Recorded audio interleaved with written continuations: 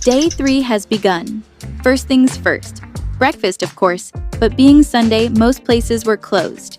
The food vendors I came across only took cash, which I didn't have on me. Still, every person I asked was so kind and apologetic. It actually made the search feel less frustrating. In the end, I made my way to McDonald's. Not what I was hoping for. Time to leave the hostel I stayed in for the past 2 nights. Now I'm heading to the much fancier hotel where Mark, my very accomplished senior, is staying. They just renovated. Super clean, great location. The beds were separated, so I was allowed to stay. What can I say? Success really does come with better accommodation. I promised to drop off my bags there by 10. Mark's got a presentation at the conference today, so the morning's moving on a bit of a schedule. Mark had to prep for his presentation, but of course, once we started talking, we couldn't stop. Around lunchtime, I headed out to eat alone. Well, kind of alone. A few uninvited sparrows joined me, sipping water from my table like they owned the place. Definitely not the company I expected, but I didn't mind. When I saw lemon risotto on the menu, I ordered it right away, couldn't resist. A beautiful Sunday lunch under the soft Slovenian sun. Simple, but kind of perfect. Somehow word got out, and suddenly, my table became the water spot. Sparrows started showing up in flocks like it was a 5-star bird cafe. The Prosecco and risotto? Yeah, those weren't up for sharing. Before Mark's session, I decided to get started on prepping for my Iceland conference too.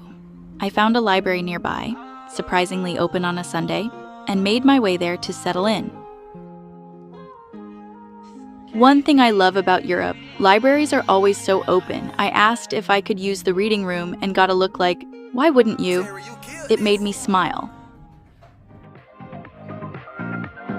Now I'm heading to the University of Ljubljana for Mark's presentation. On the way, I met up with T. He arrived last night. It's been almost 10 months since we last saw each other in Rome, back in August.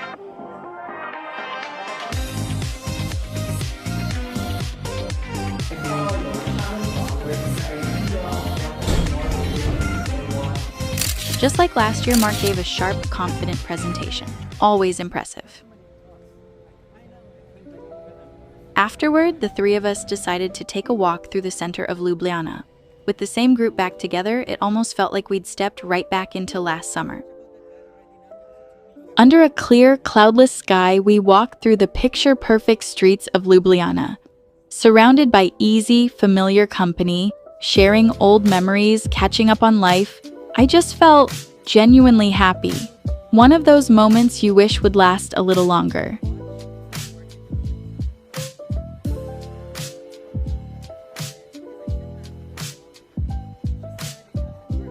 The more I travel, the more I realize places can lift your mood, but it's the people you share them with that make those moments truly last. Again and again, I'm reminded, the heart of any beautiful journey is always the place and the people.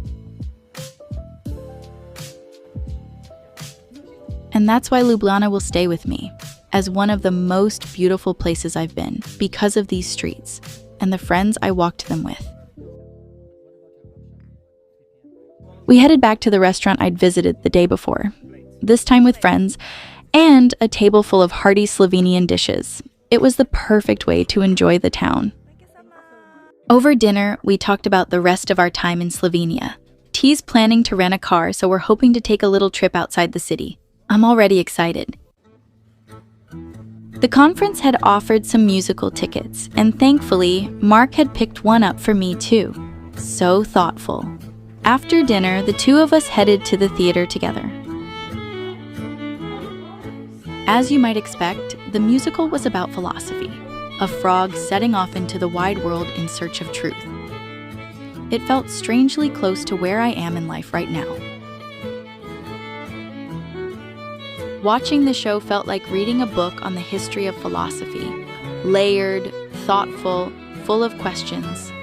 And the message it left me with was this: what is it that we're truly searching for in life? It's the same question I keep coming back to, again and again. After the show, we dropped by a little conference after party. It's not exactly my area of research, but somehow I met some amazing people there. Totally unexpected and really nice. Philosophy people tend to be a bit romantic. We care deeply about life, about people, and that really shows at moments like this. There's always a gentle warmth in the room.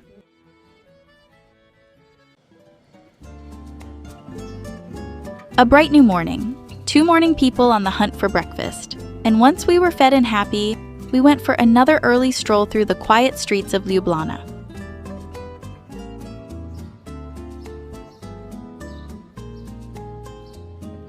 Ljubljana was calm and quiet that Monday morning, and in that peaceful silence, the city felt even more beautiful.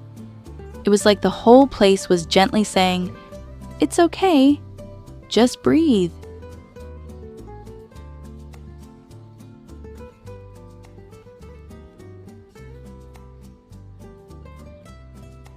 That quiet, gentle morning walk, with its soft light and calm air, it's something I know I'll remember for a very long time. With hearts full and spirits high, we made our way to the conference venue one last time. After listening to T's talk and sharing one last conference lunch together, the 3 of us set off, ready for our Slovenian road trip adventure. The next chapter is just beginning. I'd love for you to join us.